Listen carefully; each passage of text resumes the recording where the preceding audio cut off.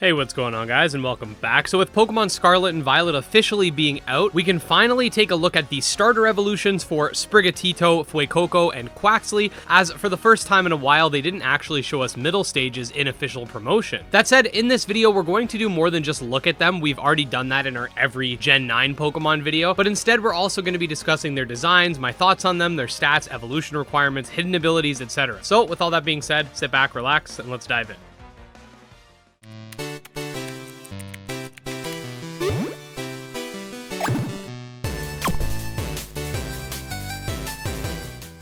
First up, we got Sprigatito, who is the grass type starter, and it has the hidden ability Protein, much like the Greninja line. Now, unfortunately, Protein has been nerfed to only work once each time the Pokemon has actually been sent into combat, so we'll see how that ends up working from a competitive standpoint. At level 16, it's going to evolve into Florigato, whom, yes, despite all of the memes and worries, is in fact bipedal. This version is just a monograss type, and I mean, it doesn't look bad per se, but I did feel like they could have done more with a quadruped design. I'm guessing that sort of yo-yo that you can see in the image is supposed to represent that it's beginning to learn different types of tricks as it becomes a magician at level 36. Meowscarada, if I pronounce that correctly, is the final evolution, and as you can see, it really takes on that magician theme, and to be honest, I'm personally not a massive fan. I don't hate humanoid Pokemon necessarily.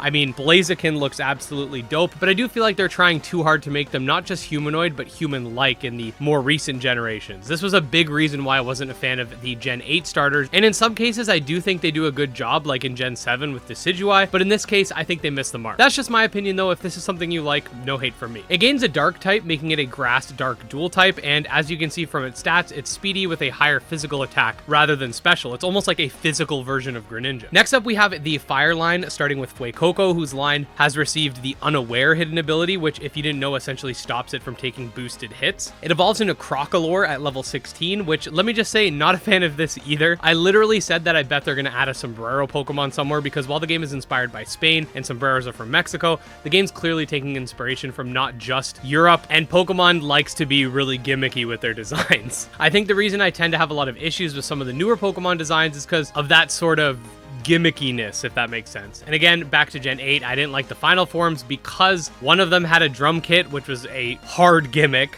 The other one was very much inspired by 007 to the point where it just looked like a person who shot guns. And the last one was literally a soccer player bunny. I have no problem with Pokemon having sort of gimmicky inspirations. For example, I like the first and second stages of Grookey, as well as Scorbunny, since they're sort of gimmicky, but it isn't as blatant, if that makes sense.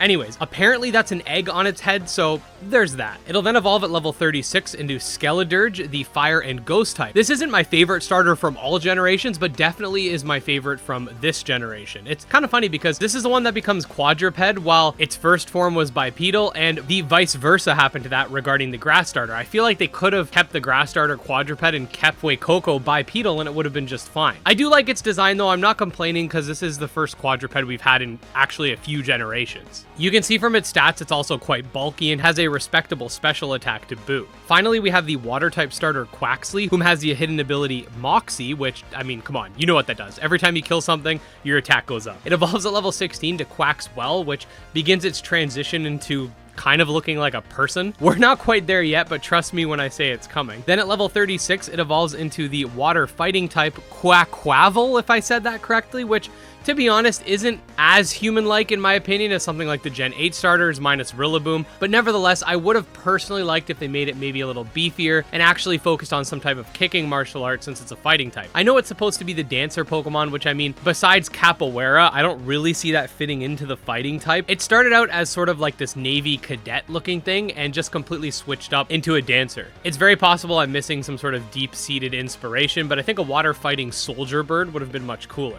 But yeah, guys, that's pretty much it for the video. I always like to do these types of videos whenever a new monster taming game comes out, because a very important aspect to any monster taming journey for a lot of people is knowing what their starter is going to turn into, because while some might love the first form of a starter, the final form might not be to their liking. If you were to go watch my every Gen 9 Pokemon video, you might have been spoiled on other designs, and maybe you just want to know the starters, so that's what this is for. That said, if you're interested in more Scarlet and Violet breakdowns, reviews, guides, etc., and want to learn more about monster taming games both like and unlike Pokemon, definitely subscribe to my channel because I put out new videos every single day. You can check out my Twitter, my Discord, and my Patreon linked below.